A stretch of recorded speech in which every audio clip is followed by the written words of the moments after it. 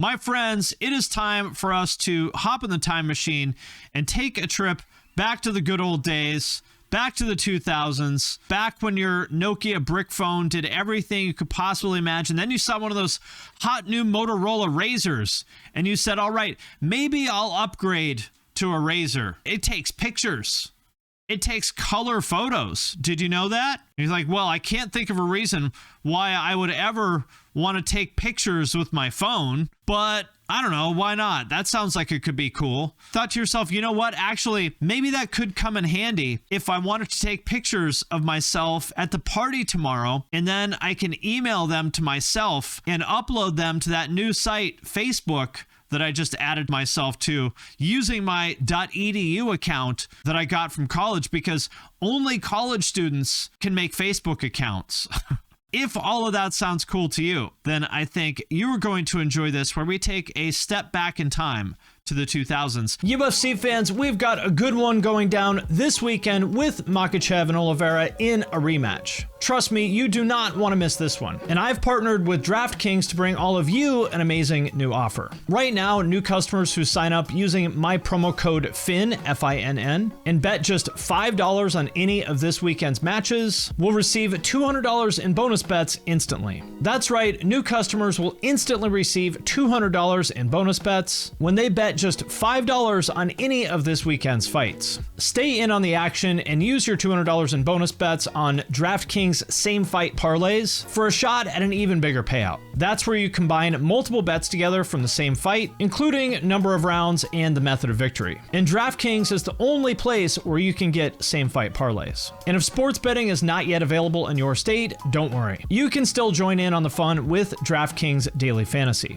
And DraftKings is offering huge UFC contests this weekend with massive cash prizes up for grabs. So download the DraftKings Sportsbook app now. New customers use the promo code FINN and bet just $5 on any wager and get $200 in bonus bets instantly. That's promo code FINN, F-I-N-N, only at DraftKings.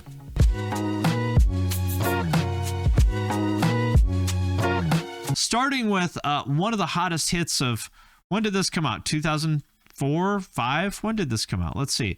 Mr. Brightside by The Killers. When did this come out? Came out in 2004. One of the hottest songs in 2004. Here it is. Let's see. Look at this. Inglorious 240i. Not even 240p.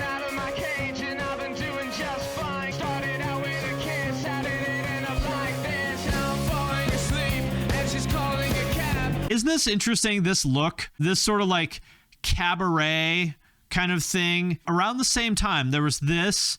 There was that movie Moulin Rouge. You remember that? In the video with Christina Aguilera and who was that? Maya and Pink or something? I don't remember. The similar kind of thing. Panic at the Disco also came out around the same time.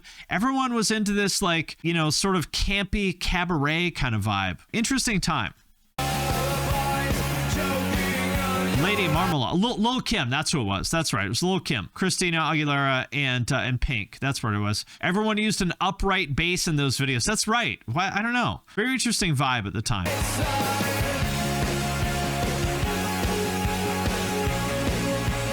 People talk about this like a wedding song or something now. I don't understand that. At the time, this was like a hipster anthem. This was the song that if you went to that bar, the hipster bar on the other side of town, this is back when, you know, American Apparel was just sort of getting big, and, you know, craft beer was just sort of barely on people's radar. You know, PBR. Remember when PBR was cool? Fixed gear bikes and PBR. This was like a song for those people back then, for like the very entry level hipsters, the kind of people that maybe listened to the Strokes a year or two before that. And now I think it's more retconned as like a millennial wedding song or something like that. I don't know, but it was a hipster song back then. And I gotta say, as much as I've always had like a pathological hatred for anything hipster related, that song's pretty damn good. It's a great chorus. This is the Don't Stop Believing of Y2K.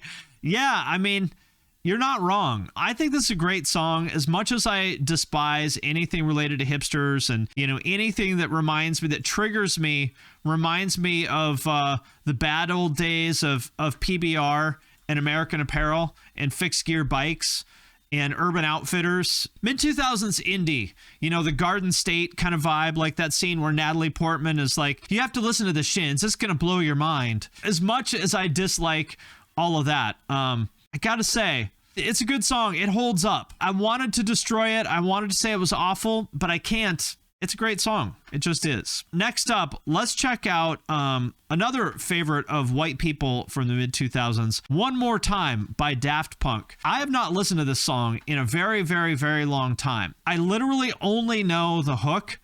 I don't remember anything else about this song. So let's see if this actually holds up or if it's another one of those songs where it's really just a catchy hook. We'll see. And I'm definitely not listening to 5.5 minutes of this. Cool video. I do remember that. Video reminds me of like late 70s anime, like Star Blazers or something. Heavy Metal the movie. Yes, exactly. It looks like Heavy Metal the movie. Only, unlike Heavy Metal the movie, there's no boobies in this. What is the point of making an animated movie without boobies? That's my question. The whole reason I ever watched anime in the first place is because someone said it's like Japanese cartoons, but there's boobies in it. And I was like, you had me at boobies. That's all I needed to know.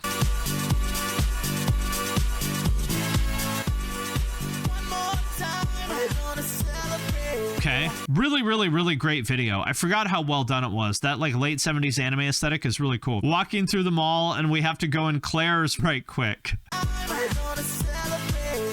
See, here's the problem. I understand that this was maybe a different time, but here's the problem. What's the point of anime with no jiggle, right? There's a little bit of jiggle, but we need more than that. I need at least 10 times more jiggle. Anime boobs jiggle. Let's see, something like this maybe. There we go. Now we're getting somewhere. This is what I'm talking about. This is what I call art. Also, I love that somebody made a playlist called Bouncy with 377 videos of boob jiggle. This is what I understood anime was all about. Why would I watch a video that looks like anime with practically zero jiggle? Okay? That's like eating a hamburger, but there's no meat in it. The entire point of a hamburger is to consume meat.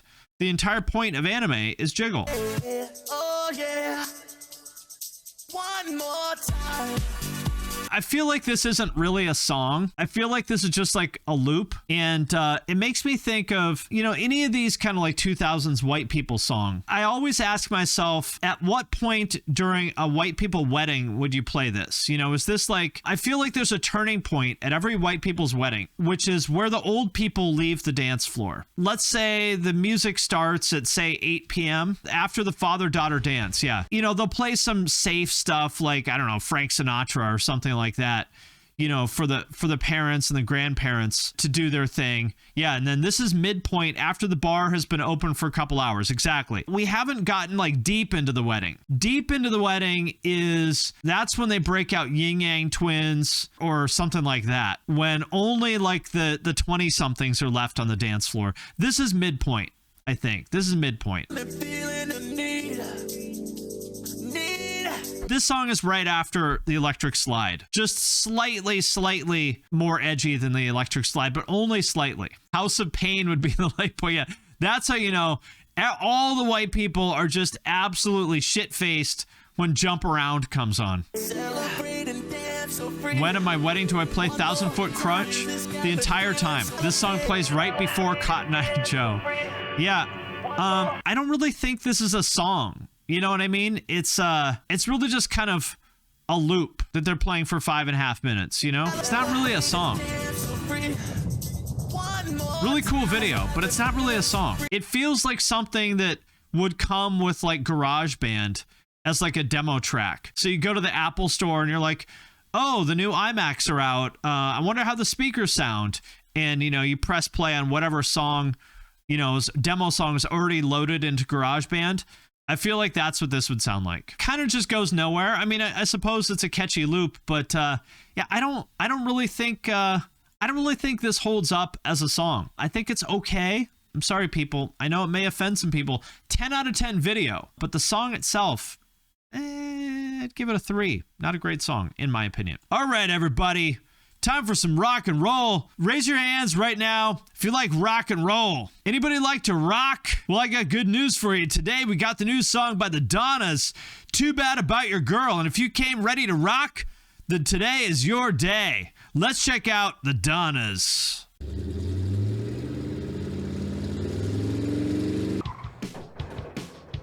I haven't listened to this album in a very long time, but I remember liking it quite a bit at the time. I remember thinking they were very good at the time. The 2000s drip, look at that. She looks like she just bought this entire outfit at Delia's. What a look. Right before skinny jeans became popular. This is probably what, 2001-ish? When like flared jeans were still popular for girls. What a look. Waiting all night, not a call inside. I got the babe, but I got no bite. This does the poster in the background for Grind. You remember that movie with oh yeah, look at that. That's the look right there. Straight out of the Gap. That's the look. I'm looking at you, you're looking at me too. Yeah, you know what I wanna do. I gotta say, so far this is not good. I remember.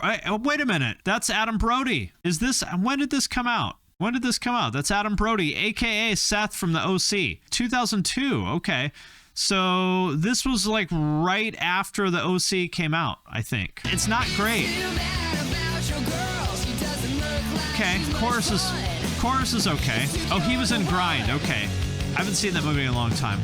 All simmer, no boil. I gotta agree with that. I was prepared to say that the Donnas were great and amazing because I did like them at the time, but listening to it now, I'm like, it's not bad, but it's not great either.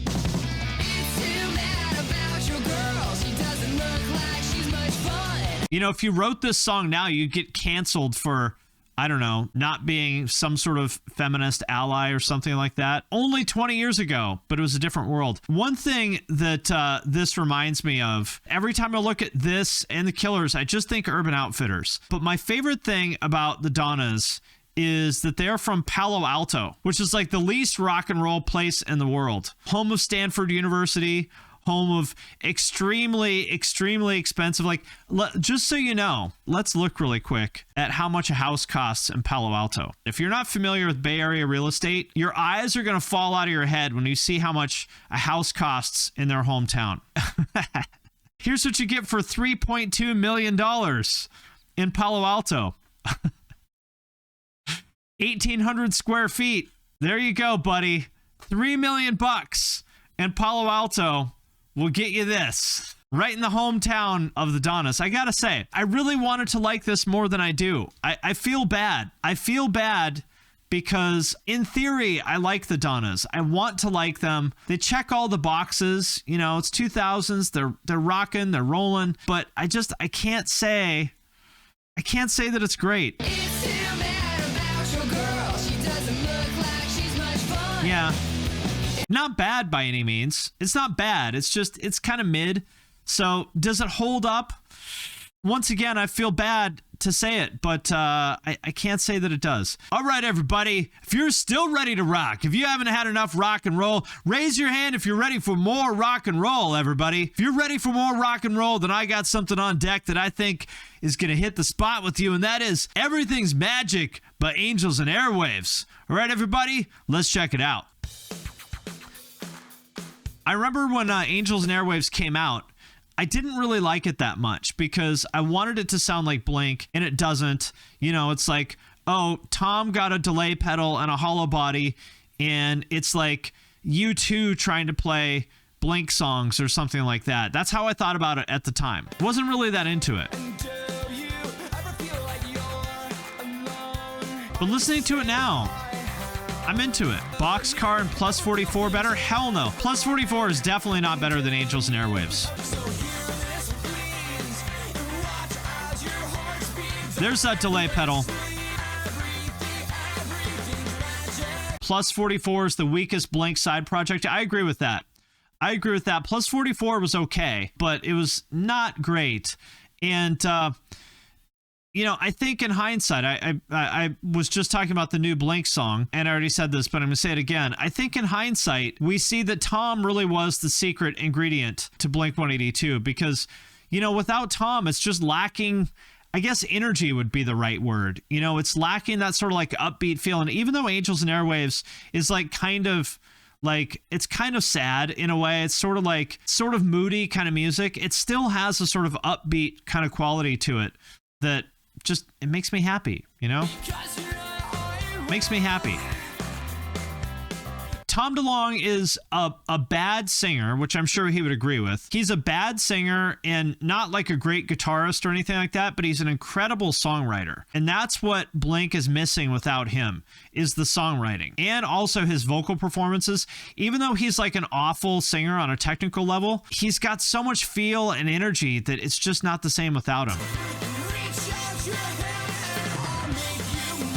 Angels and Airwaves just makes you feel like you're stepping on a spaceship. Tom DeLonge grabs you by the hand and he's like, Finn, come with me. I'll take you back to my home planet where everything is great and amazing and you'll never worry about anything again for the rest of your life. And by the way, you'll live forever and all the dogs will live forever too. This is what's on my home planet that's waiting for you. Please just take my hand and get on my spaceship with me. That's how I feel when I listen to Angels and Airwaves. And I say, all right, Tom, you've convinced me. I'll step into your spaceship. And then as soon as you get onto his flying saucer, he's like, haha, JK, you're just going to get probed. And then we're going to leave you in a field with your pants down around your ankles. And because it's Tom, I can't get mad. I'm like, oh, Tom, you rascal. You got me. I can't stay mad at you. So does this song hold up? I think it does. I think Angels and Airwaves is a damn good band.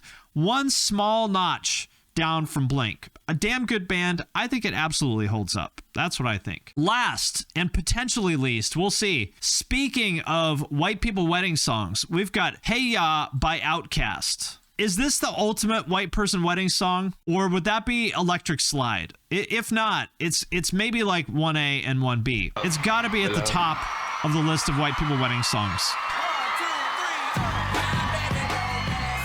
I fucking hate this song. I hate it. I'm not sure why. For some reason, I feel like people just decided that like Outkast is one of these like, artists that you have to like, and I don't understand why. I mean, I heard Outkast in like 96, I think, like AT-Aliens, and it was okay. I just really don't understand the Outkast worship. I mean, it's okay, but like, this is literally just peak white people wedding music. I don't understand why nerds like this so much. I've heard it so many times. It's so overplayed. I just absolutely cannot stand it. It is one of the most overplayed songs of all time. It's cool. Like, I get it as a wedding song. I get it, as something you would hear in a Gap commercial, in 2004 when they're telling you to buy more khakis or whatever. But I would say one of the most grating songs. Like, I don't ever want to hear this for the rest of my life. I feel like it's just absolutely unbearable. You know what's funny? Also, speaking of stands, did you guys know that this exists? Did you guys know that Sleep Token, of all bands, covered Hey Ya? Did you know that? I thought this was like a joke at first. I thought this was like an AI like joke or something. It's real. Sleep Token covered Hey Ya. Oh, no, did you know that? Like, what? It's the most random thing. I think this sucks too, but I love that it happened. Sleep Token covering Outkast is one of my probably favorite, like, most bizarre moments that proves we're absolutely living in a simulation. So does this song hold up? I mean, I suppose objectively speaking, yes, in the sense that, I understand why this song will be licensed in car commercials. You'll be hearing this in Geico commercials for the rest of your life. So I suppose in that sense, I get why it's a song that people find attractive for commercials. But I could absolutely go the rest of my life without ever hearing this song. And I think it's bizarre that people simp so hard for this band. I absolutely do not get it. I think they are mid. I know that's going to offend a lot of people. That's my opinion, and I'm going to stick to it. This song does not hold up That's what I think. And that does it for another edition of 2000 Songs That Didn't Hold Up or Did. Join us next time for another edition. I need at least 10 times more jiggle.